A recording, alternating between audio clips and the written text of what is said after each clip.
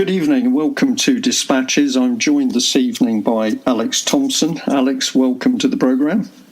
Thank you, Brian. I wish I was speaking to you in happier circumstances. This is a very grave case that we have to cover.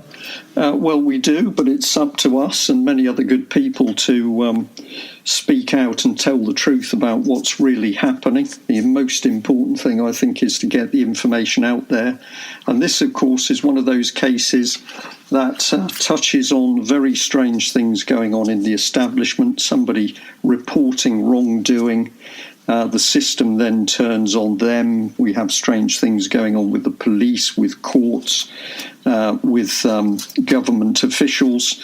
And ultimately, this particular gentleman ends up a prisoner of the psychiatric system.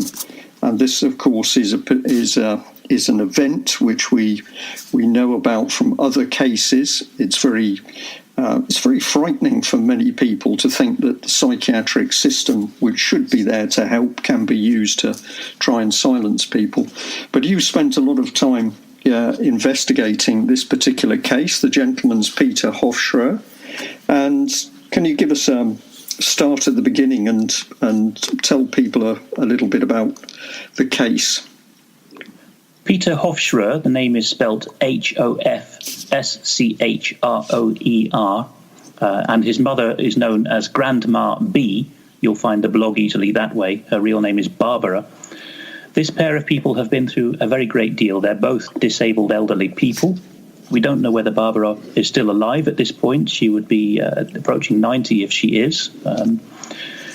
What it is as a case, you could call it an asset stripping case of the kind we've seen in various parts of Britain, where an apparent criminal cabal within all of the public authorities in a county or city conspire to corner vulnerable old people with valuable property and steal their assets. That's one way you could look at it. You can also describe it as a case of what the Soviets called psychushka, the abuse of psychiatry, well known in the West from the works of Alexander Solzhenitsyn.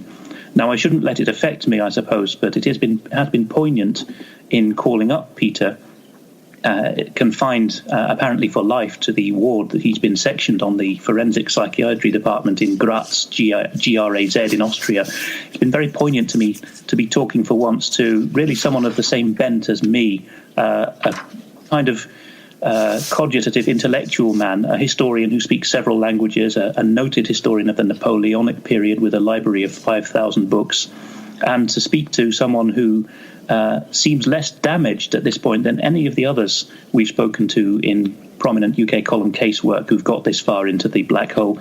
He is still able to reflect ironically and dryly and with understatement and relativization really on everything that's happened to him. But that's really something about Peter. Perhaps what I'll do, Brian, is I'll spend about 4 minutes probably reading the succinct summary of the case first, which has been written by Andy Peacher, a well-known campaigner on many of these cases. And you will find his material in many places online. We're going to put the links in the associated details for this podcast. But here is what Andy Peacher has had to say about the Hofschroer case in outline.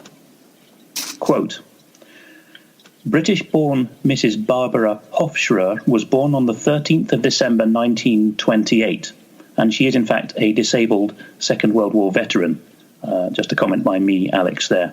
Andy continues, she was kidnapped by her abusers in May 2014. Her current whereabouts and status are unknown. She has disappeared, in inverted commas. Her son, Peter Hofschroer, was born on the 28th of May 1956 and has both British and German citizenship. He has been confined to the Sigmund Freud Klinikum in Graz, GRAZ, Austria, for life, although mentally sound. Barbara and Peter have exposed serious organised crime and corruption at high levels in Britain, Austria and Germany. They maintain that they have been detained to prevent further exposure of cross-border criminality undertaken by senior officials. It is thought that Barbara might be confined to a local authority care home in York, England, although nothing has been heard from or about her for many months. It is not known whether or not she is still alive. Peter was detained in Britain on the 1st of December 2014, just minutes before commencing a private prosecution case that would have exposed fraud and criminality committed against Barbara and himself, which also involved police and local authorities. He was held on remand for 2 years until June 2016, when he was convicted of possession of indecent images. Just a comment by me, many of the charges were dropped and fiddled with during the process. I'll get to that later. He continues to dispute the allegations and maintains that the images were planted by police or another party. Evidence supporting this was withheld from the court. Peter and his supporters also maintain that he has not had a fair trial, with Article 6 of the European Convention on Human Rights being seriously violated. As Peter had already served longer in jail than the sentence received, by the time it came to trial that is, he was due for immediate release. However, he continued to be held in custody, pending extradition to Austria to face various charges which he maintains are false.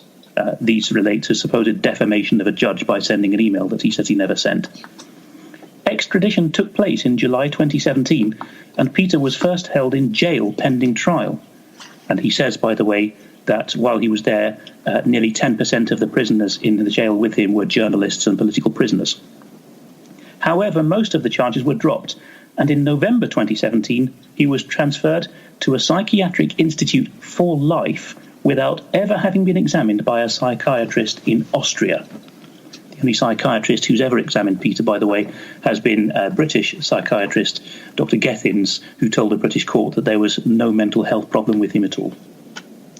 And he continues, the psychiatrist who wrote this report was a certain university professor, Dr. Manfred Walzl, W-A-L-Z-L, Manfred Walzl.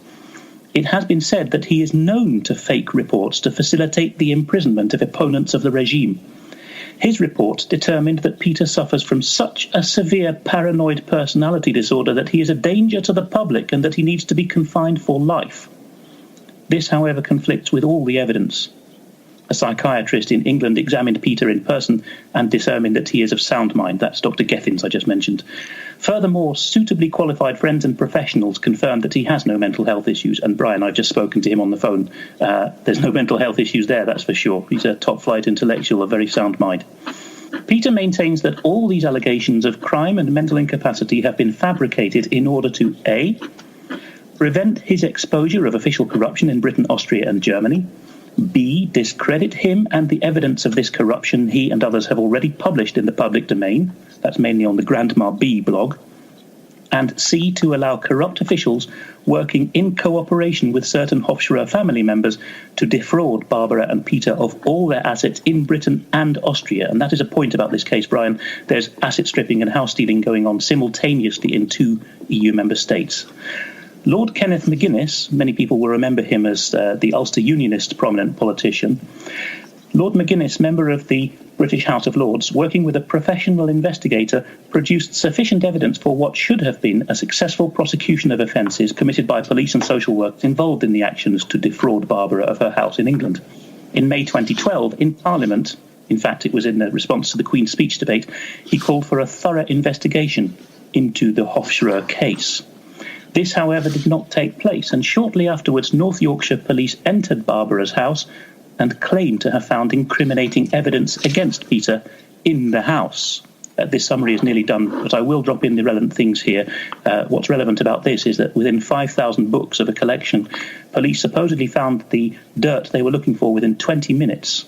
And when challenged about it, they went back into the house and found supposedly a pile of 46 videos that they had missed in the first search of 5,000 books during 20 minutes, which had netted them a piece of paper.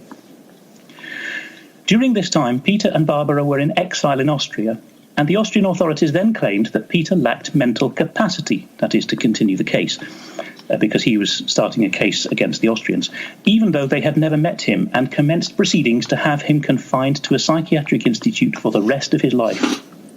Peter and Barbara were then forced to seek refuge in Germany, where they were granted persecuted persons status. However, in May 2014, German police and others violently kidnapped Barbara and allowed her persecutors to take her to England. We'll get onto the manner of that kidnap later, Brian. Both Barbara and Peter are frail and disabled. Physical violence was used against them. Since then, Barbara has been held against her will. She was known at one time to be held in a Yorkshire care home run by the local authorities. She is said to have been denied critical medication, her glasses, and more. She suffered a life-changing injury due to what is believed to be willful neglect and has been stripped of all her assets. Barbara was and still is being held incommunicado, and it is not certain whether or not she is still alive. The English courts, in particular the infamous secret court, the Court of Protection, that's the court set up in recent years to look after the assets supposedly of mentally incapacitated old people, has acted in collusion with her persecutors. Peter's appeal against his confinement to a psychiatric prison was denied. The courts refused to consider evidence or hear witnesses supporting his case. Meanwhile, the Austrian state prosecutor, Staatsanwalt, has dropped 2.5 of the 3 charges against Peter. These are the charges that brought him to Austria in the first place. The outstanding matter is so petty that it does not warrant imprisonment. Peter maintains that he and his mother have been subjected to persecution and imprisonment due to their anti-corruption activism and their exposure of serious organised crime committed by officials in several member states of the European Union. His case appears to be far from unique. In fact, when you call Peter, he'll say that there's tens of thousands of people like his mother. And he asserts that he has knowledge of reports concerning a large number of people being held in Austrian mental institutions like himself due to their opposition to the regime, i.e. political prisoners. Final paragraph of Andy's summary says, "The level of corruption in the Hofschroer case has deterred lawyers from giving Barbara and Peter proper advice and support. Neither of them has had effective legal representation, and their case has not had effective media exposure, despite the efforts of Lord McGuinness." The case is mentioned several times in Hansard for 2012, and others. On the contrary, North Yorkshire Police alone have spent in excess of £1 million in civil actions to block all publicity concerning this case. So this is, as we see in Scotland with the Crown Office, people who are or were in public duty are given a bottomless pit of public money to pursue libel cases against people they don't like. No action of libel has been commenced against those involved in exposing official corruption, just a trumped-up harassment charge and public monies used to silence critics. There is the summary, Brian, of what has gone on. It is pretty incredible. It's taken me more than 4 minutes to read. Sorry for the underestimation there. But I think listeners will be gobsmacked enough just by that summary. It is. Thank you very much for that summary, Alex, because with many of these cases, people who come forward, it isn't that they don't have evidence. The problem that we have consistently encountered is that they have too much evidence. They have hundreds or thousands of documents which demonstrate the reality of their case. But it's how you take that information and get it into a form that can be put across to other people simply. And I think you've done a marvellous job of that, so thank you very much.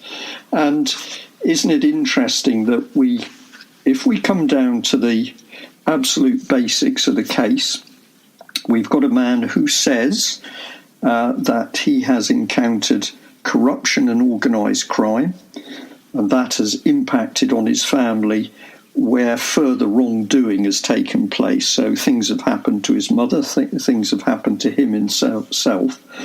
And you gave 3 points there of how he'd been targeted, preventing exposure, he'd been discredited, and then corruption amongst officials was then allowed to continue. So there's a sort of template here.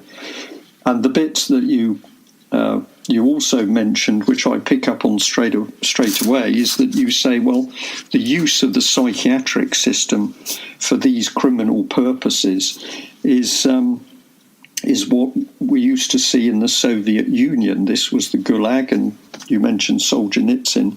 Well, we're not in the Soviet Union. We are in Western Europe, or we're in UK, and yet we're seeing a system of psychiatric abuse which is amazingly similar to the Soviet system. Perhaps we could come on to that a bit later. But this man has essentially had property stolen. Would you say that that's the key part?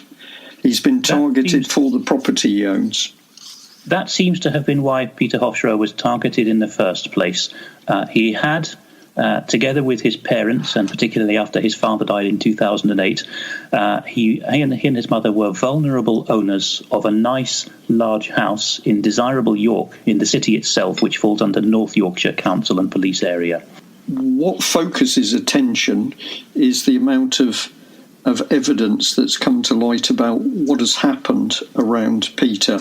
So can we focus on some of the detail of what's actually taken place and try and join together? I'm actually trying to get my own head around this case because there's so much there to it. So we'll say for listeners, I fully appreciate your position. We've had an overview of the case, but I think we need to try and focus in on some of the details of things that happened where we could say, how can you explain this in a normal functioning system? If somebody goes to the police and they say a crime has been committed, what should happen is that they should be listened to. What they say should be recorded. They should be questioned in a reasonable way. But then a decision is made. Has the person put forward evidence which appears to be credible? And if so, then there's going to be some investigation to see whether their evidence is actually credible. But none of those things have happened in this case. In fact, I'm afraid that the situation in Britain's constabulary, particularly in North Yorkshire, which is the headquarters that Jimmy Savile used, because the city of Leeds isn't in North Yorkshire, but his coastal hideaway in Scarborough was, where we now all know that Savile was working closely together with the then mayor of Scarborough, the late Peter Giaconelli, Jaconelli. Scarborough and North Yorkshire coastal area was the epicenter of where Jimmy Savile's operations involving children were. And there's been so many scandals, particularly involving North Yorkshire, that, as Lord McGuinness said in his interventions in the House of Lords, including the Queen's speech debate in 2012, North Yorkshire is a particularly suspect police force. And if you go to the Magistrates' Court or the social services in the City of York or the County of North Yorkshire, it's the same story. There is no basic investigation, and you get quite illiterate, threatening emails, in his case even sent to him while he was in Austria, saying, "We summon you back to Britain." This is the level of chutzpah that these authorities have. They're barely literate, and they claim to be able to have complete jurisdiction over you as though they owned you body and soul, but investigations don't happen. Okay. Now, Alex, we have jumped so far from houses being stolen and assets being stolen and an assault by police and somebody's mother being taken and literally disappearing. We've jumped from that environment to talking about children, and you're mentioning Jimmy Savile. So for our audience, how do we show how these pieces fit together or appear to fit together? Because this is a very big jump to go from organised crime, which is stealing somebody's house. That's an understandable crime. You're now talking about children being involved, and you're also mentioning Satanism. I think that the phrase you have come up with yourself, Brian, is very useful. Child abuse is the glue that keeps the criminal structures in place, which exist among, behind and above and around the official public structures we have of politicians, councillors, members of parliament, police, social services, judges, magistrates, and all the rest of them. If some of each of these professions are involved in child abuse, then there is a hold over them for life. And I think now it's 2018, it's beyond reasonable doubt in the British and worldwide public's mind that there is a massive systemic problem with child abuse in every part of Britain, with particular hotspots like the coast of Yorkshire and the city of York itself in this case. I don't know whether you had anything to add on that, because, of course, you posed this very valid question to me, but you've been in UK column casework longer than I have, and to my 4 or 5 major cases I've been involved in, you've been in perhaps 100 of them. So what's your perspective on it? Well, I did indeed say that child abuse was the was the fuel or the engine of wider corruption and criminality, and I certainly believe that's true. And as we are speaking tonight, former Metropolitan Detective Constable John Wedger is on his walk from London to Manchester in order to raise people's awareness for the abuse of children, the massive abuse of children, and the cover-up of that abuse by the establishment and political circles. So he is walking that distance in immense cold at the moment in order to try and raise awareness. And I'm delighted to say that he's had, for part of the journey so far, he's had Member of Parliament Mike Penning with him. Mike Penning used to be the policing minister, and Mike Penning is now on record as saying that when he presented a file to the Home Office on the subject of child abuse, but also including the testimony of John Wedger, that file has mysteriously disappeared. And once again, we're into the pattern that we've seen many times before. So I bring in John Wedger because as a policeman, he talks in the interview that he did with myself, he talks through the detail of how when he started to expose the abuse of children, the deaths of young children, how he was viciously silenced by bullying and harassment by the Metropolitan Police, and he got no help at all from the political system. So to me, the evidence is overwhelming that we have a political system and an establishment which is involved in the abuse of children and covers it up. And once we can see that at the heart of that system, which has got to be Westminster, it's reasonable to say that because it is there, it will exist at a lower level. That's a good way of putting it, Brian. And you've mentioned one of the good MPs who are doing that job. Now, the solution to corrupt MPs is not revolution, it is good MPs. And we have to say every political party and independent MPs, such few as we have shown themselves worthy and committed to this. One thinks of Sarah Champion in Rochdale, John Mann, Geoffrey Dickinson, the late Conservative MP who did so much in the 1980s when there was a brief window of opportunity to lift the lid on this, and all the dossiers that he brought to the police attention went missing and the Home Office can't find the archives of them. In Plaid Cymru, in the Welsh Nationalist Party, you have Beth Ann Jenkins, still active as an Assembly member in Cardiff on this issue. And the most egregious of all is the probably assassinated Willie McRae of the Scottish National Party, who never made it to his cottage in Wester Ross in 1985. And this was just after he had started talking as a war hero of some reputation when the SNP was gaining in popularity about the Scottish and British-wide issue of child abuse, including at Westminster. So it's not just a bunch of nutters talking about this, Brian. We don't like to pull rank often, but you're a retired Royal Navy officer. I was a GCHQ officer for 8 years. We believe and we see the evidence brought forward by Mr. Hofschroer in his limited circumstances in his clinic and his supporters. And we have to say we believe the word and documentation of Mr. Hofschroer and others of his ilk against the insistence of all of the institutional weight that police and social services can bring, because Mr. Hofschroer, and this is a key authenticity hallmark, has consistently in blog posts and other public appearances, letters, freedom of information requests, always given right of reply to those whom he's accusing of wrongdoing, whether involvement in the theft or the fraud or of child abuse or Satanism. And they have always replied with silence and sometimes with publicly funded lawsuits to shut up investigators who are backing him up.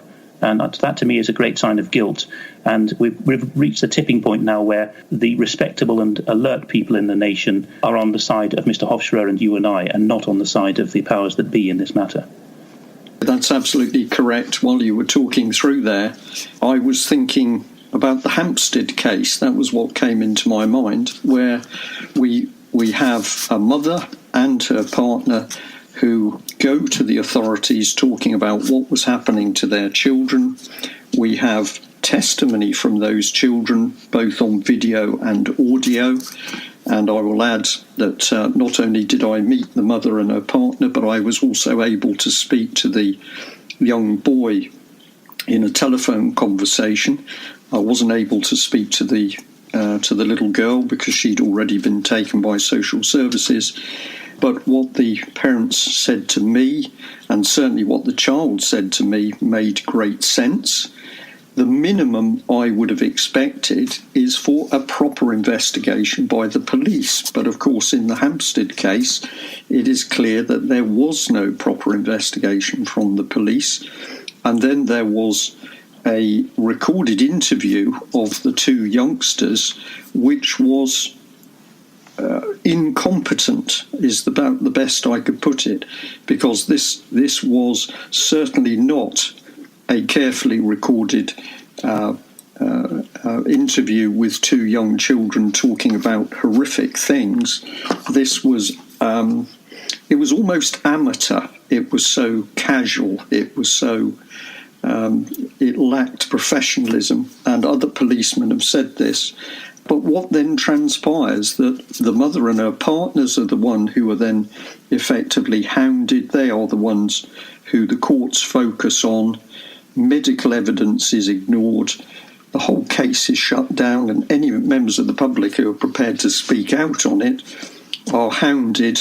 And we're left today with Sabine McNeill, for example, one of the people who's been particularly outspoken on the Hampstead case. She's had to appear in court again. She is at fault for speaking out. So on one hand, you're talking about the silence of the establishment. What we also see goes with this silence is very often a vicious attack against those who make accusations.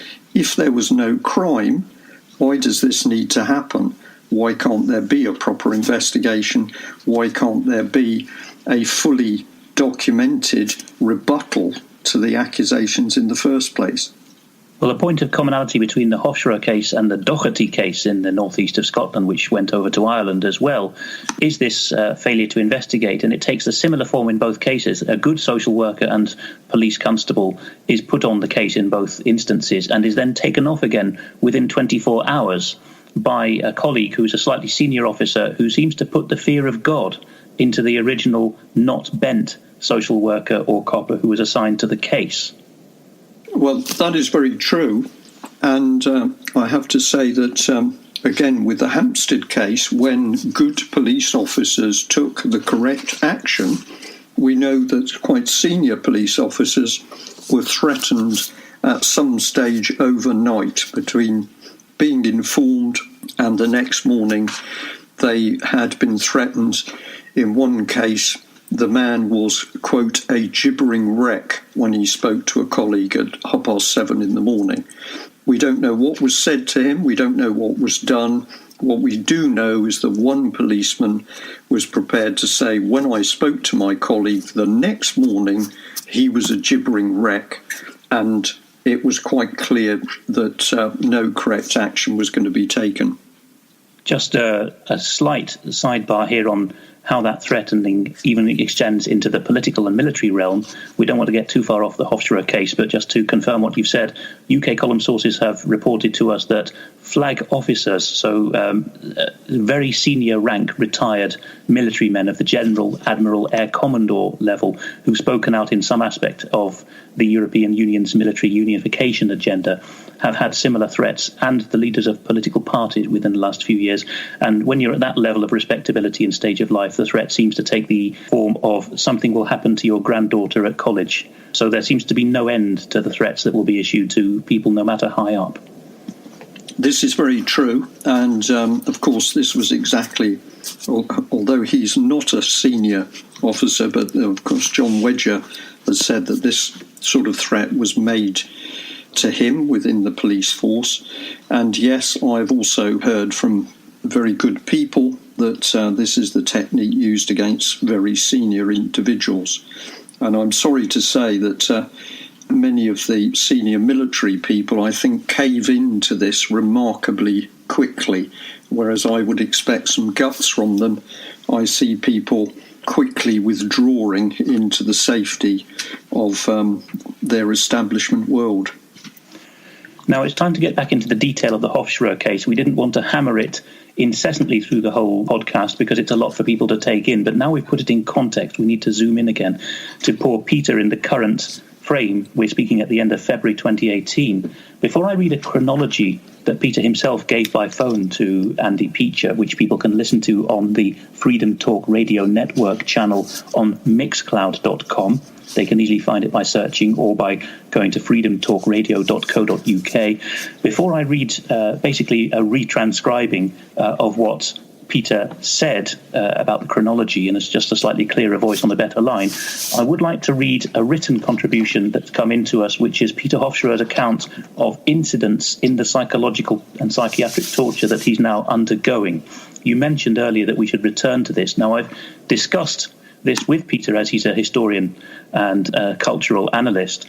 At this point of the network he now finds himself victimized by, I said, do you think that with Austria's particular status in Central Europe through the years that this is something that the Soviets implanted after the Second World War in Austria? And he said that he'd thought long and hard about it and reckoned that it predated communism and the Soviet Union. The abuse of psychiatry in Austria is something, he says, that goes right back to the eponymous founder of psychiatry, after whom the clinic he's incarcerated in is named, Sigmund Freud. From that time onwards, there has been this angle, and more recent years have seen members of the Freud family accused of that very child abuse we were talking about earlier.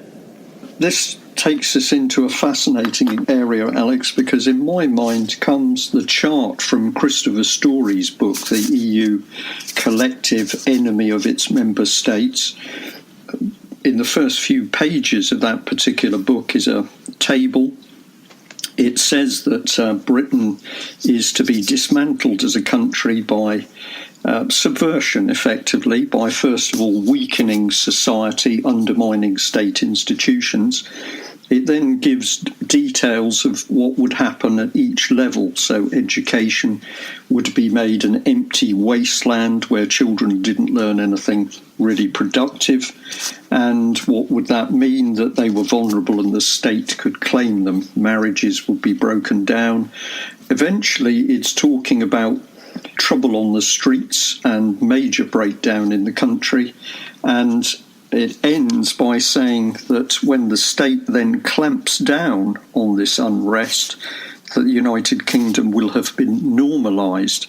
And what Christopher Story explains in the book is that normalisation means that the country will be under a new and very draconian political system. Now, the information in the table was acknowledged to a gentleman called Thomas Schumann, which is a cover name for a ex-Soviet KGB man.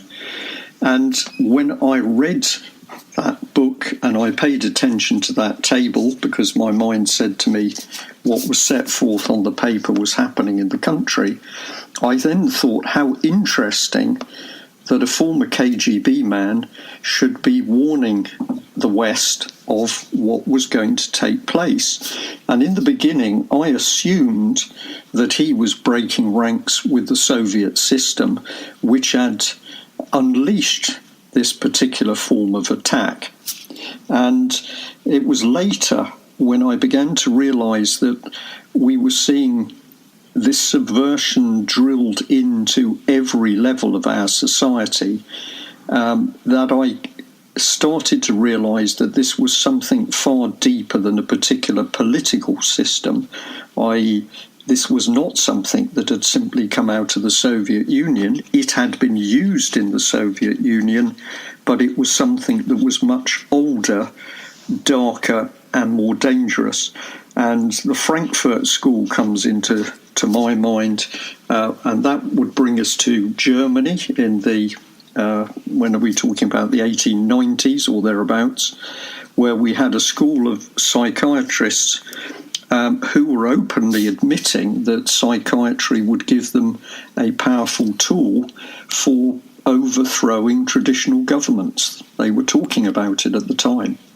They were, and the same group of philosophers and psychologists had an evil twin, as well as getting psychiatry, which is the dirty hands-on bit of psychology involved. They also had the cultural arm, the Frankfurter Schule, which went off to Columbia in New York in the 1930s. Separately, there was Antonio Gramsci talking about cultural Marxism in Italy, not part of the Frankfurter Schule or the German clique. And separately from that, and this is where we get back to Freud and Austria, there was a group which became the Tavistock Clinic, still part of the NHS to this day in London, and after the Second World War, set up by Colonel Rees, the Tavistock Institute of Human Relations, which does the mind experimentation on subjects willing, unwilling, witting and unwitting, which has always been an implantation of this very dark Austrian and German-based idea, psychology and psychiatry, in Britain and thence into America and the world, particularly through military intelligence. This is all relevant to what we're discussing with the Hofschroer case, of course, because, as you said, we were told that the Soviets were the problem, but the Soviet Union and Nazism, which had a strong support base in Austria, were both funded, as mainstream academics like Anthony Sutton have pointed out in their day, by the same banks and the same Anglo-American elite structures. So, yes, the abuse of psychology and psychiatry is something that transcends nationality and political ideologies. It is really what Christopher Story in his later years was calling a global revolutionary Trotskyite model, which really glides in and out of totalitarian regimes and seems to have gone east to west from the Soviet Union to Nazi Germany and now the Anglo-American model. But with that said, here is a brief cry for help, although written in a very dry tone, I have to say, by Peter Hofschroer. This has been transcribed because he can't send emails out, but he's dictated it over the phone. There's two incidents described here, and the Dr. Weissensteiner he is describing is a female psychiatrist who is on his ward, who he says, like all the rest of them, he describes as a psychotic individual, screaming, yelling, and not behaving at all like a psychiatrist, calming people, and with a team of strong male nurses. And I say that because Peter Hofschroer has rheumatoid arthritis, as you'll hear in this, but they strap him down anyway. So he writes here, incident of the 19th of January 2018. Around 11 a.m. on Friday the 19th of January 2018, I was called into a room on Hospital Wing PS21 in the Landeskrankenhaus Südwest, which is just a district hospital for the area in Graz, Austria. This room is known to the inmates as the torture chamber, as this is where staff forcibly inject patients, including peaceful patients, with the liquid kosh. In the room were a number of people, including Dr. Weissensteiner, 3 to 4 male nurses, 2 men and 1 woman. Normally, male nurses wear a white T-shirt with name badges. These well-built men were wearing civilian T-shirts, so could not be identified. Dr. Weissensteiner had her hand in her pocket and seemed to be holding something. The 3 other people stated that they were police officers from the Erkennungsdienst, which is the police intelligence unit, who had come to take my fingerprints and a DNA sample. Interesting for someone who's been sectioned as a danger to the public. They asked me a number of questions which indicated that they had little knowledge of the case. As I was not sure that they really were police officers, and by the way, Brian, we've seen plenty of masquerading as police, haven't we, in British cases, I asked them, Peter Hofschroer continues, to produce the relevant court order and their warrant cards. They refused to do so. I then asked to be allowed to take legal advice before continuing this interview, which, according to my knowledge of the Austrian constitution, is a right in Austria as in Britain. This, too, was refused, so I declined to give my fingerprints or DNA. The female then produced a card with Polizei and a number on it. Her ID number was 61165136. You can see that Peter Hofschroer is no fool. He memorized the number. But it had neither a name nor a photograph on it, so again I refused to give my fingerprints or DNA. At that point, one of the male nurses screamed at me so loud that his face went red, threatening me if I did not cooperate. I responded by politely requesting that the male nurse stop screaming at me. He continued to do so, so again I asked him to stop, which he did. One of the police officers then forcibly ran a swab over my neck and forehead. I was then allowed to leave the room. It seems that this was a failed attempt to provoke me into a violent reaction to provide an excuse to give me the liquid kosh, because otherwise they have to apply for a court order for it. The fact that I did not respond as hoped is a further clear indication that I do not suffer from a paranoid personality disorder, which of course is what he's been sectioned for life for without a psychiatric assessment. And the other one, Peter writes, is the same length, and it's an incident during the night of the 13th to the 14th of February 2018. On the evening of the 13th of February 2018, I went to bed around 9:30 p.m. Around 11:30 p.m, the lights went on and a number of male nurses came over to me and started shouting at me. Being half asleep, I cannot be sure of exactly what was said, but it seems I was being accused of having attacked somebody. I denied this politely and asked to be left alone. Then my bed was moved to the middle of the ward, where there were around 10 male nurses. They grabbed hold of me and moved me to a bed on which there were restraining straps. I reminded them that I suffer from chronic rheumatoid arthritis and asked them to stop manhandling me. Nevertheless, they strapped me down and applied the straps with such force that the blood flow to my hands was restricted. I was then left like this for several hours. At no stage did I offer any physical resistance to this assault. Firstly, because I am a calm, placid, non-violent person. Secondly, because I suffer from chronic rheumatoid arthritis, so any attempt to use my fists or feet in a violent fashion would have resulted in me suffering severe pain. And thirdly, when faced with 10 or so opponents, resistance would have been futile. Furthermore, passive resistance to violence places one on the higher moral ground. Once I was strapped down, one of the nurses grabbed my genitalia. I noticed a female doctor, possibly Dr. Weissensteiner, hovering in the background. I assumed that she was hoping I would be violent, giving her the excuse to use the liquid cosh, which, for anyone who doesn't know, is brain-altering chemicals with irreversible effects to send people gaga. Such behaviour by the staff of the Sigmund Freud Klinikum appears to fit a pattern of contrived incidents designed to provoke me into a violent reaction, so that the staff here have an excuse to drug me. It should be noted that the drug Dr. Weissensteiner prescribed, which I have refused to take, would lead to permanent brain damage.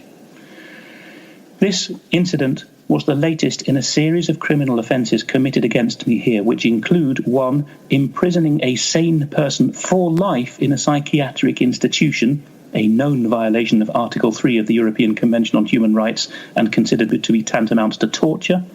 2. Attempting to get a sane person to take unnecessary life-changing medication, which is an attempt to inflict serious bodily harm. And 3, as well as a breach of the Hippocratic Oath, of course.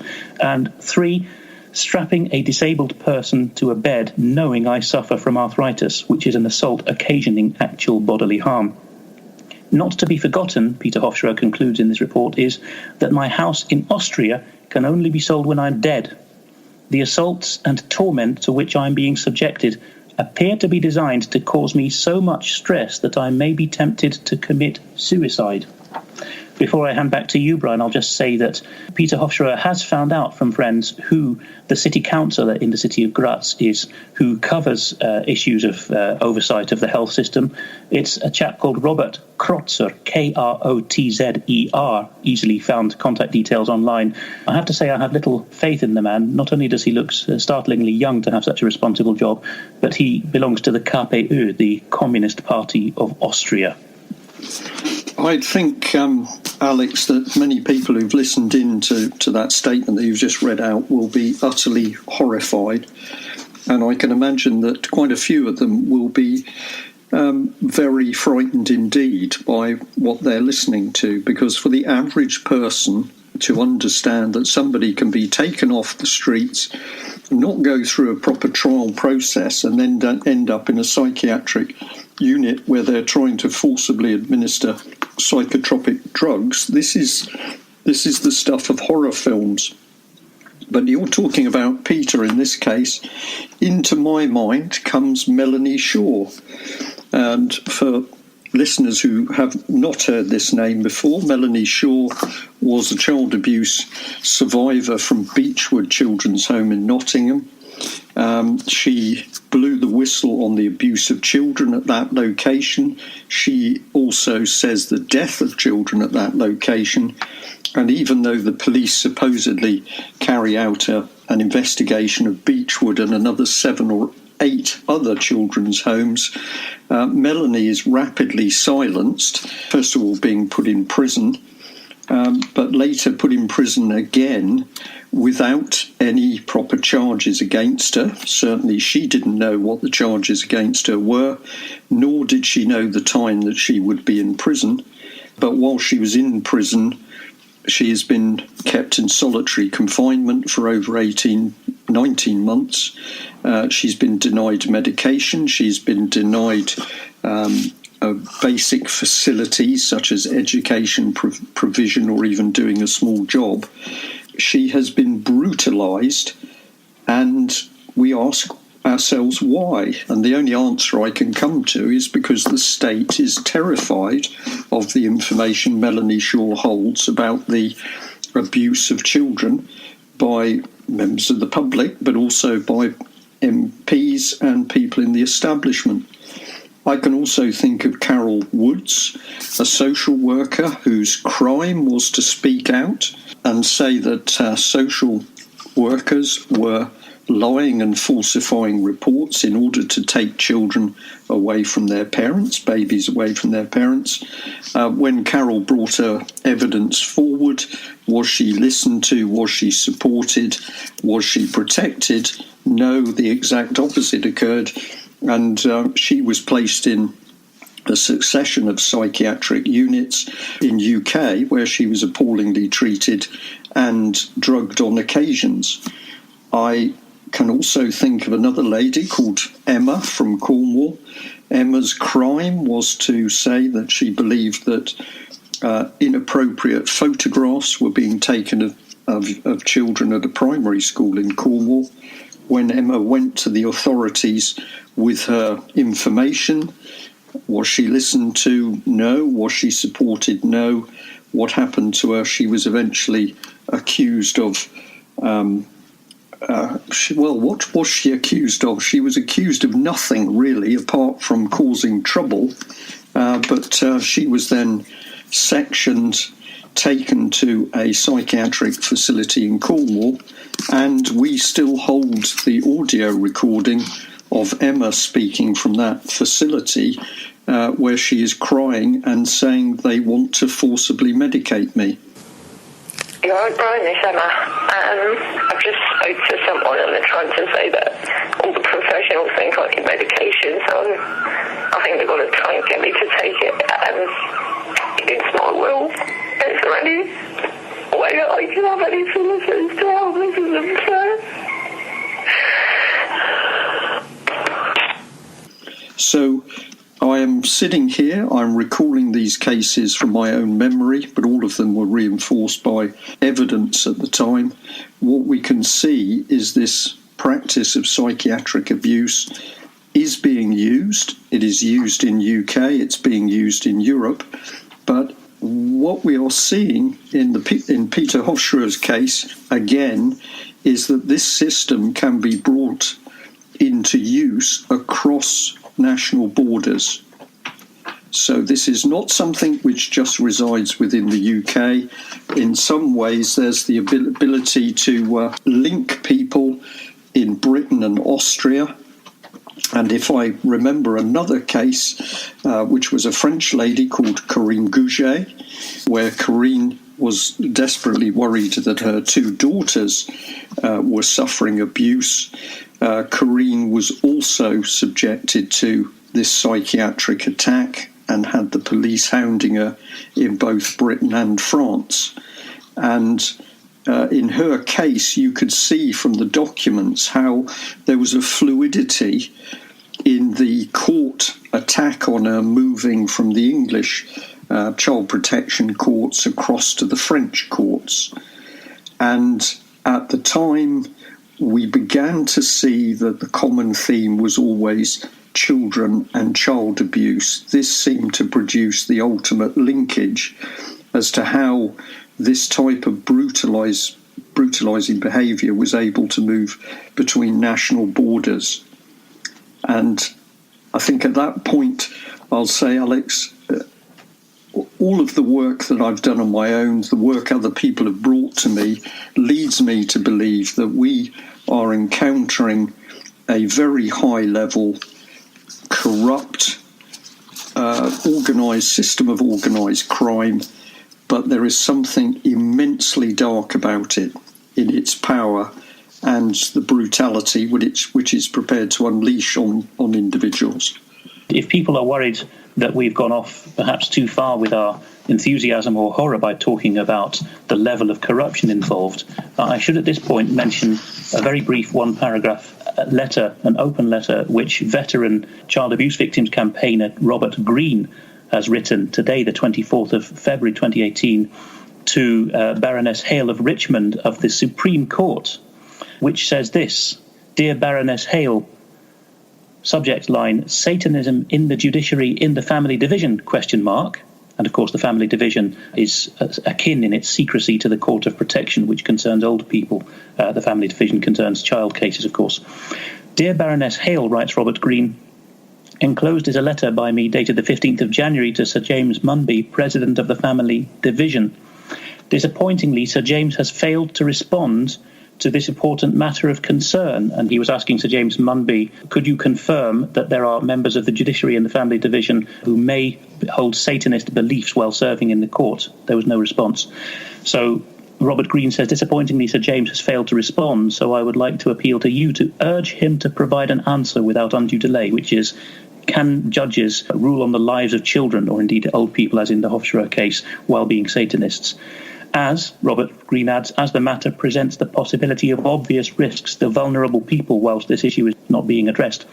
Due to the widespread and entirely justified concerns about the operation of the family division in general, and in the Hofschroer case it's the Court of Protection, I have decided to make this an open letter. I await your acknowledgement and trust that as head of the Supreme Court I can rely on your cooperation in the interests of justice, decency and humanity. So writes Robert Greene. I suspect he'll get silence or a fob off again. Well, that's a very powerful letter, Alex, and I'm trying to think the things that our audience might be thinking at the moment, and I'm quite sure some people will be saying, well, this is just too incredible. And if there are people out there at the moment who are saying, for us to suggest that the seat of this very, very criminal power in UK and overseas in Europe, in other countries, comes back to the power of Satanist bodies, we have to remember that it is our own government in the United Kingdom which approved Satanism for use on board British warships.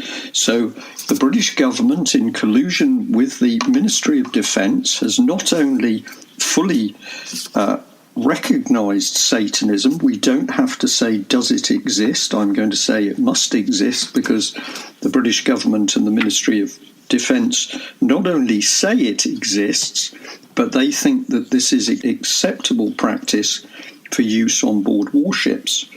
And I can say in more or less the same breath, it's remarkable that since this has been introduced, we know that the incidence of very unpleasant bullying and assaults and threats going on board warships is increasing, and I have good reason to believe it's also going on now in other areas of the military.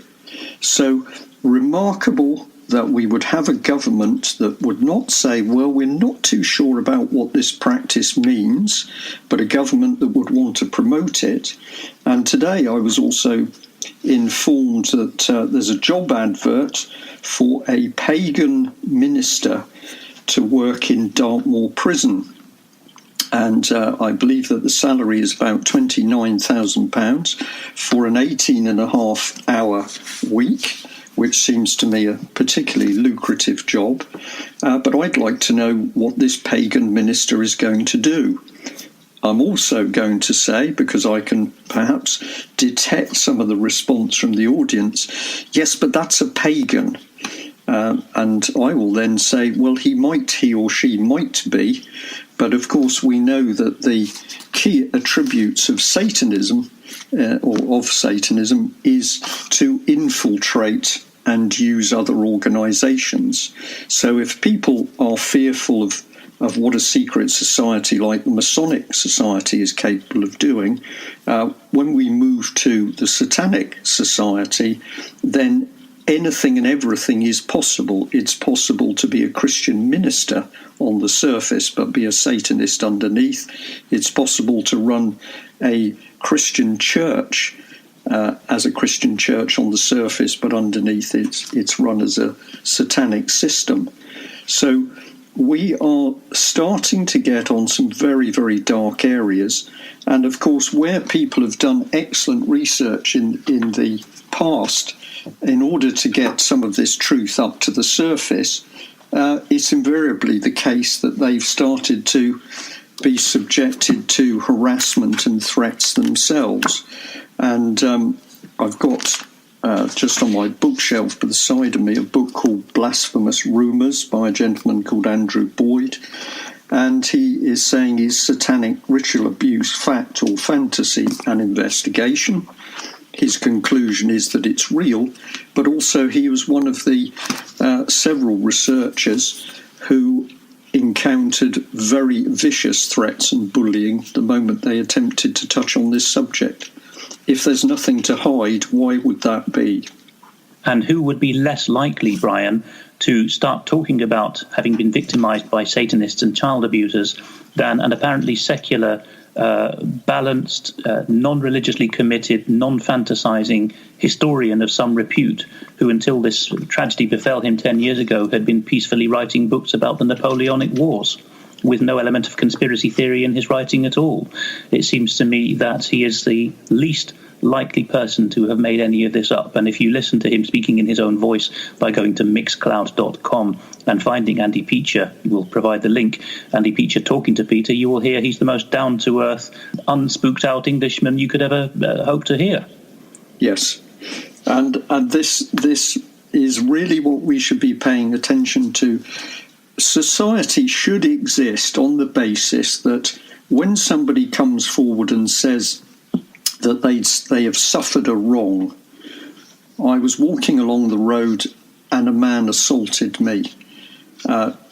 You may be the only person who was present, but society should take your word initially, and it should then investigate, and it should consider whether your word against the word of another individual is the truth. But clearly this is no longer happening, because when people come forward to say what happened to them, they are shut down without that proper investigation. This is what makes John Wedger's case so powerful, that he recounts in great detail every time he tried to warn about what was happening with children, the abuse, the grooming, the drug taking, the prostitution, and ultimately the little girl being found dead in the gutter. There was no proper response from his police colleagues. In fact, it was worse than they wouldn't listen to him. He was threatened to shut up. And there can only be one reason for this, that individuals in the Metropolitan Police and colleagues within Westminster, local authorities, charities, have an interest in covering up anybody who is pointing a finger at what is happening to children. With that in mind, Brian, I shall read out my chronology, which I've boiled down from Peter's own words in his call to Andy Peacher. And this is basically in Telegram style, the events. And do just interrupt me at any point if anything occurs to you, but I think we'll more or less leave the listeners with this chronology. We've done all this build-up, and now people can get a sense of what's happening at what stage in the case over the last decade. Before you do that, Alex, we'll just remind our listeners that these are, of course, the allegations that are made by Peter himself. So here we are, 2008. Peter, who partly grew up in Germany for years and has dual citizenship, and who at this stage lives in Austria in 2008, rushes back to York to find 87-year-old father ill with a heart condition and both parents being neglected. September 2008, North Yorkshire Police make their first attempt to arrest Peter. Social services make the officer investigating the matter disappear from the case. January 2009, father dies of his second bout of bronchitis. Through 2009, Peter and his mother Barbara adapt a house to keep Barbara safe in, having been chased out of the parental home, which was otherwise going to have been Peter's by power of attorney. Autumn 2009, York Social Services refuse to safeguard Peter and Barbara.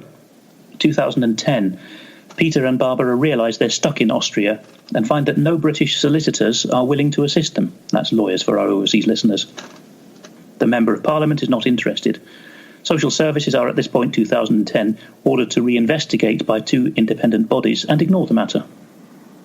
2011-2012, the Ulster Unionist Lord Ken McGuinness begins raising the case in the House of Lords. Home Office ministers reply that it's a police matter and that they cannot comment. Lord McGuinness tells the Lords that he has shown Theresa May, who at this point was the Home Secretary, the British Interior Minister, hundreds of documents about fraud and corruption in North Yorkshire. Peter's solicitor, Mr. Crawford, says that the documents would convict the Social Work Department and all North Yorkshire Police senior officers. Peter and Barbara lie low in Austria during these years, 2011-2012, awaiting ministerial responses. The responses end up being bog off, right up to the then Prime Minister David Cameron. Through this period, Theresa May is the kingpin of this as Home Secretary. July 2011, when Peter and Barbara regain control of the house, this is in York, 2 computer hard drives, that's loose from any personal computer, are found in the house which demonstrably were not there before, because there had been a bailiff's inventorisation of the property after the last time that Peter had had access. So that's the beginning of the fitting up for the child abuse images. 2012, North Yorkshire Police becomes embroiled in scandals, and above all, the scandal breaks of the Giaconelli, that's the mayor of Scarborough until he died in 1999, and Jimmy Savile scandal. This was just at the time that Jimmy Savile died. Barbara begins blogging in her own right under the name Grandma B. The blog is still up at grandmabarbara.wordpress.com. Harassment charges are cooked up, although at law one cannot harass by stating true information. May 2012. Lord McGuinness's last statement in Parliament on the matter calls for a criminal investigation into North Yorkshire Police. There is no response. Also in May 2012, Peter applies to the Austrian court to reopen the case. June 2012, a woman at North Yorkshire Police writes to Peter pretending that he is harassing them and that he supposedly must come back to Britain immediately. Peter replies pointing out that she is acting beyond authority and that if North Yorkshire Police issued a European arrest warrant, it would be challenged by the Austrians for grounds. She never writes to him again. July 2012, the same Austrian judge as before issues his pronouncement. There will be no reopening of the case because Peter supposedly lacks mental capacity. 2012 to 2013, Peter fights the mental incapacity allegations in Austria. No Austrian mental health professional has ever examined him, and still hasn't as of 2018. Austrian courts tell Peter in September 2013 that he is going to be sectioned, confined because of his mental supposed condition. Peter wonders what will happen to his mother then. He says that there is obvious Yorkshire and Austria collusion. So, in September 2013, Peter and Barbara flee to Gütersloh, which is near Paderborn, in Westphalia, northwestern Germany, to lie low. It so happens that the town of Gütersloh is also the site of the one remaining base of the British Army of the Rhine. The German local council at Gütersloh agrees that North Yorkshire Police and the Austrian judiciary are persecuting Peter and Barbara and award them official German persecuted person status. Kriminalhauptkommissar Andreas Vogel of the North Rhine-Westphalen Police agrees to Peter that he will help him and his mother lie low, and says if an arrest warrant is issued from Britain, we will ignore it, or Austria. January 2014, North Yorkshire Police issue an Interpol request for Barbara, who has supposedly been kidnapped. Westphalia Police know that this is nonsense. February 2014, the second such Interpol request is sent out and ignored. May 2014, the third such Interpol request is sent out, and this time Peter and Barbara are raided without warning while still in bed one morning. Vogel, and he later admitted that this was under pressure, organises the raid, because it's his patch, together with his colleague Kriminalhauptkommissar Wilfried Wittkemper. Orders for this can only have come from, or have been cleared by, the North Rhine-Westphalen State Interior Minister and ultimately from the Chancellor of Germany, Mrs. Merkel. This is because it must have been coordinated on the British side from Cameron in Peter's judgment, so it would need peer-to-peer clearance. Vogel told a friend when this got back to Peter, that I know what North Yorkshire police are like, but my hands were tied. On the morning of the raid in May 2014, 10 men in civilian clothes with no ID, led by a German-speaking man, beat up Peter and Barbara, smashed their video camera, handcuff Peter, and then pepper spray him in his face, emptying the rest of the canister on Barbara. Barbara is taken back to Britain and never heard from again. Neighbours later tell Peter that there were, besides the 10 who raided in their flat, another 10 British men involved, and they say these were military police, not special forces, they said. And this may have been an assumption, you think, because around that part of Germany, they were used to tough British men, and they would call them redcaps because that's the kind of guys you would see policing around the bases. But no, that they were British military police arresting a British civilian in Germany is later confirmed in the Teesside court case, which we'll get to in a moment, by the Ministry of Defence. So Peter says that because the Ministry of Defence and the Foreign and Commonwealth Office would both have had to provide Secretary of State level clearance for this operation, therefore it must have been done in a ministerial consultation. So in other words, the then Prime Minister David Cameron, he says, must have done it, and Mrs May, the Home Secretary at the time, must have agreed it jointly. Neighbours also spotted women in the arresting party, whom these neighbours identified as North Yorkshire Police and Social Services. Peter is held for only 4 hours this day and released without charge. So it was just to kidnap Mrs Hofschroer that this happened. Peter has no further reason after this to stay in Germany and goes to stay with a friend, I believe this was in Austria, while trying to get his mother returned to his care. At this point, he contacts the Court of Protection, which was set up in the Blair government to look after old people's interests. When he says, "My name is Mr Hofschroer," they slam the phone down on him. During summer 2014, he writes a written application to the Court of Protection appealing for Barbara to be returned to him. These are supposed to be dealt with within 24 hours, but the rejection comes 3 months later. Late 2014, Peter is advised, probably correctly at this point, that a private prosecution is the only or best hope in these circumstances. So he contacts York Magistrates Court, and they claim that Peter can only file it in person in York. Peter knows that returning to Britain is most likely going to be a trap, but it is his only chance of rescuing his elderly mother. So he does it. And then in December 2014, and this was witnessed by Andy Peacher, Peter walks through the court doorway in York and is arrested minutes before filing his private prosecution on a technicality. Peter is then held on remand, mostly down in London at Magistrates Prison Wandsworth, far from Yorkshire, for 2 years. This case should have come to trial within 6 months in English legal practice. And this 2-year period is necessary because he's being stitched up for supposed possession of child pornography. The 2 computer towers, these were additional to his own computers, on which the supposed images were found, were not listed by the bailiffs in an inventory made after the last time Peter was in the house. And he does note that the number of images supposedly found was 6,969, in other words, 6969, a possible reference to the year in which the Church of Satan was founded in America, which has become a general reference to Satanism and or an obscene sexual reference. Peter says at this point, quote, "Police had access to my personal computers in York since 2010. That's 5 years before. I note, by the way, this is Alex talking, that the same trick was played on Chris Spivey, who supported Peter Hofschroer. Chris Spivey had this trick played on him by Essex police, an hour and a half's search of his computer and not being allowed in the room, and then supposedly an indecent image being found on it. And this was in the same time frame.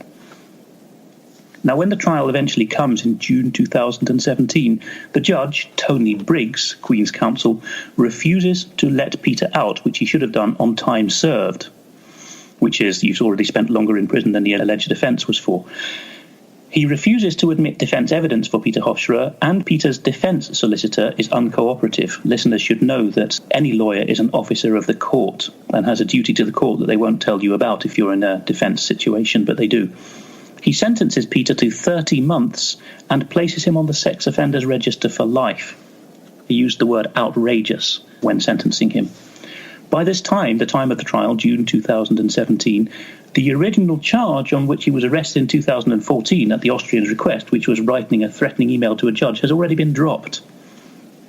The remaining charges relate to items supposedly found among his 5,000 books within 20 minutes of a search.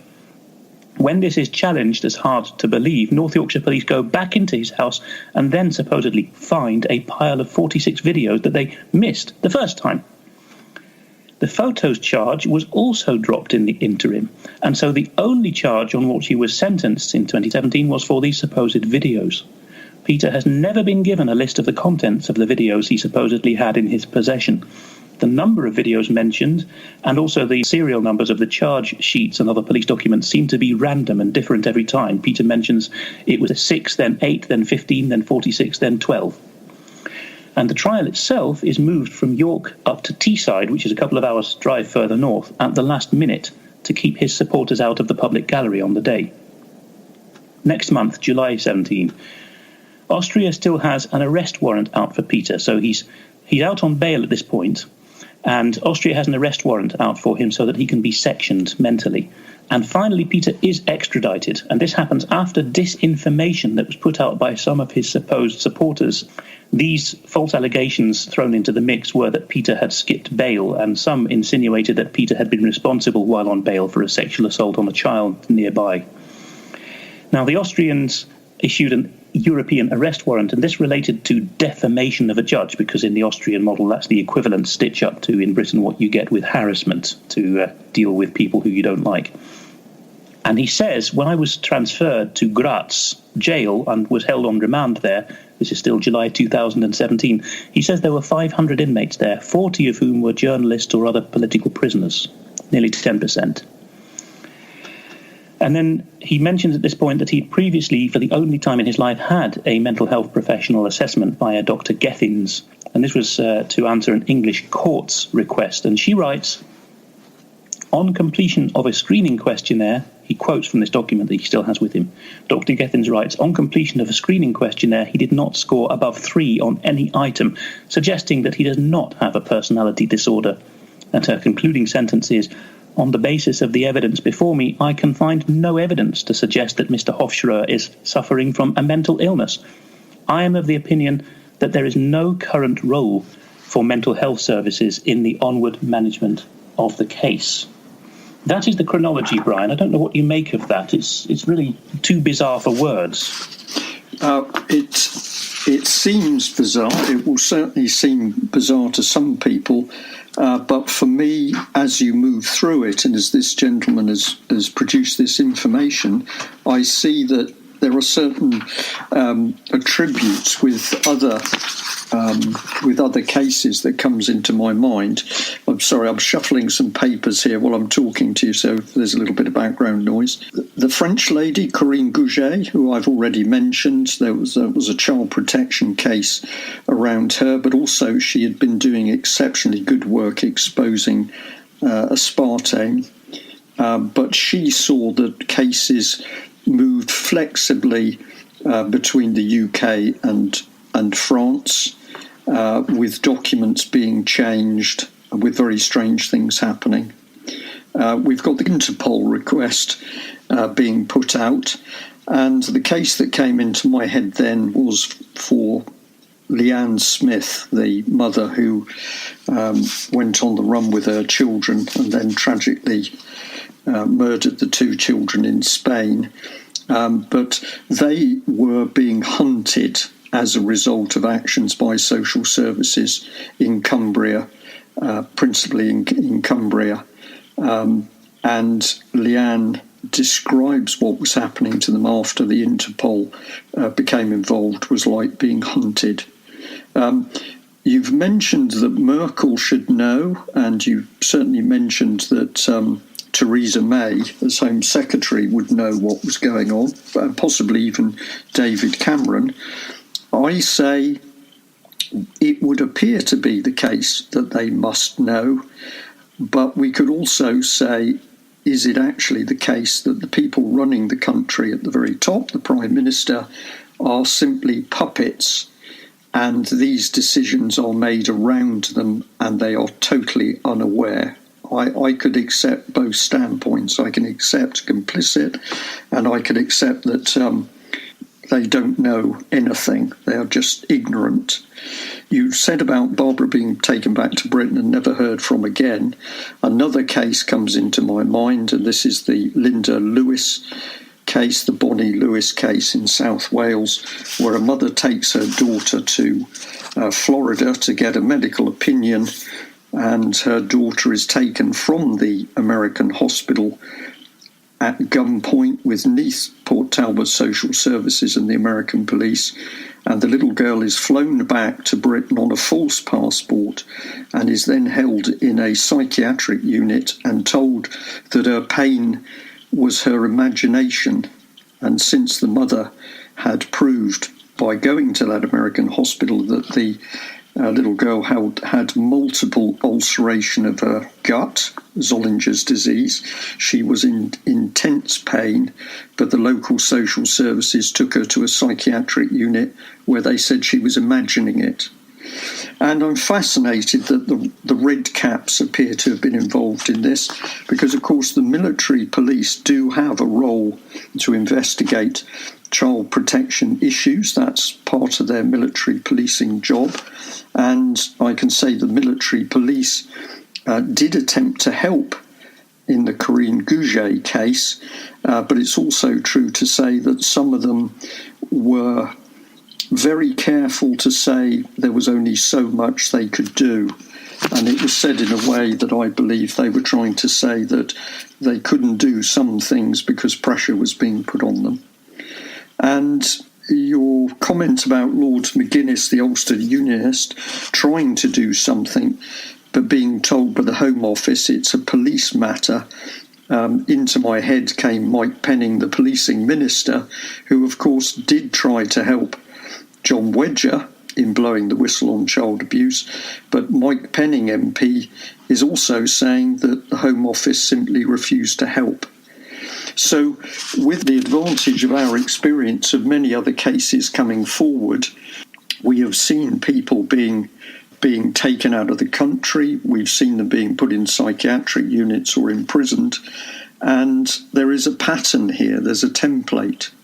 And the template to me seems to be a template to make sure that anybody that gets too close to the dark heart of the deep state, and I'm choosing those words, I'm using them because I think they're the right words, anybody who gets too close to the really dark heart of the deep state has got to be silenced, fitted up, put in prison, held without trial, or ultimately to disappear in a psychiatric unit. And I believe that in the Melanie Shaw case, and of course alongside Melanie's whistleblowing on the abuse and death of children in so-called care, Melanie was herself a survivor of SRA, of satanic ritual abuse.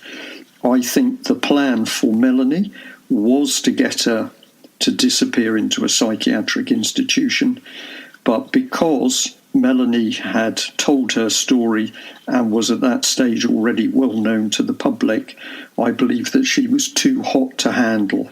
They didn't dare disappear her. What they've done is a lesser crime. They've held her in solitary confinement on some unknown charge for nearly 2 years. But this is happening in UK. How can we end, Alex, on a positive note? I have a positive note for you, Brian, which came in just an hour or two ago, today, the 26th of February 2018, from a lady doing sterling work for Peter Hofschroer from the other side of the world in British Columbia, Canada. She's originally from the Scarborough area or nearby, so she saw this happening firsthand growing up and was warned in veiled terms not to get too close to certain people as a child. So that's why she's motivated to help. Anyway, this fine lady says this to me today, and I have a good word to put in here for my former colleagues in the Foreign and Commonwealth Office here. Well done. She writes, Alex, I heard from someone by email today. They said that they had contacted the British Embassy in Vienna and asked them to do a welfare check on Peter Hofschroer. I think that this is the place that Andy Peacher already contacted. This is after making the phone calls to Peter in the ward. And they, that's the Foreign Office, are sending Peter a letter for him to sign to authorise their contact with his lawyer. Peter said that first they contacted Dr. Meyer, M-A-I-E-R, who is the treating doctor, the head of the Sigmund Freud Klinikum there, so effectively the man responsible for the care. And Peter says that the attitude in the ward has changed radically since then, and that Dr. Meyer now looks very nervous. And I think that would be true of Dr. Weissensteiner, the underling, as well, because she has already breached medical ethics and the law and constitution of Austria by screaming at Peter, "I will not contact your general practitioner or family doctor for you on your request." So that family doctor, by design, does not even know that the perfectly sane Peter Hofschroer, whom he's treated for 20 years for physical ailments, is locked up in a psychushka setting. Treating doctor, Dr. Meyer, it is at the express request of Peter Hofschroer yesterday that I'm giving it. Email him, be polite and lawful, at Manfred, MANFRED, Meyer, MAIER, at Kages, KAGES for Sierra, .AT for Austria. Ask politely and professionally why Dr. Meyer is treating a man who has been detained under mental regulations for life without any psychiatric assessment, and why Peter's own Austrian family doctor does not know that he has been confined. Dr. Meyer may be doing a bit more sweating if a few more of us address this correctly. There's plenty we can do in this case as well. There is time pressure on it because, God forbid, the application has already gone into the court, I believe it is, to inject Peter forcibly with brain-destroying chemicals to stop him from speaking more about what's going on. One idiot has already taunted the doctors by sending them links to the interviews which Peter has given by phone, which are up at Andy Peach's site. A spectacularly bad and childish idea. We need adult, professional responses, particularly from people in the medical or other responsible professions, to contact Dr. Meyer, and also to get on to the consular services, the good people of the Foreign and Commonwealth Office in Vienna, about this. It's possible that Peter could be sent as a dual citizen of Britain or Germany to a medical equivalent treating facility in Britain or in Germany. Of course, they should, if they're not bent, take one look at him on arrival and say, "You're not. There's nothing wrong with you. You don't have the psychological or personality disorders that you're said to have." As Peter says, "I'm only mad in Austria." So this may be difficult to accomplish, but it is what Peter wants to happen. And all his European Convention on Human Rights entitlements, totally separate from the EU this is, the ECHR rights, the rights to a fair trial and representation, have been breached. Alex, thank you very much for that. I will just add that the more measured, the more polite, the more reasonable people are when they make calls or they send emails, the more powerful they are, because the state as it stands is well geared up to deal with people who are rude, aggressive or threatening or vexatious, as it likes to call them. But for people who remain quiet, polite, reasonable in asking questions in particular, that is the powerful way to do it. And I will also add that, of course, Robert Greene, who was also facing accusations that he was mentally ill at one stage. It appeared in Scotland that there was a concerted effort to see whether they could section him. The psychiatrists in that particular occasion deemed him perfectly sane, of course, but nevertheless that attempt was made. But one of the things that Robert says as a means of lifting spirits in these very dark subjects is to lift the stones. If you lift the stones to expose what is going on, the other side is terrified of what you're doing. And this is absolutely correct. So if you're beginning to get concerned as to what we're talking about, if you're going to take some form of action, it's the simple exposing of what the other side is doing that has enormous effect. Do not say anything stupid, rude or aggressive. Peter's life depends on it, but it also depends on numbers to tell Dr. Manfred Meyer that the world knows what's going on. Alex, thank you very much. Well, that was an extremely long dispatches tonight. We must end there, I think. Thank you very much for taking us through that great detail of the case. There is, of course, a lot more that we know about which we can't talk about at the moment, but we hope at least we've given people an insight in some very dangerous things which are taking place in UK and Europe. Can it be stopped? Yes. How can it be stopped? By enough people simply saying, we see it and we're not having it. So think about that. Think of what you can do. Think about what you would wish if you were in the same position. And that's probably the best guidance we can give you to tackle this. Alex, thank you very much. We'll leave it there. Good night. I will also give listeners the email address of the man who originally wrote the diagnosis last summer that put Peter in mental sectioning for life without ever having seen him. That is Dr. Manfred Walzl, Walzl. His email address for polite professional communication asking him why he did this is walzl@aon for November .at for Austria. walzl@aon.at. Ask Dr. Walzl, at Peter's request, why he sectioned Peter for life without ever having seen him.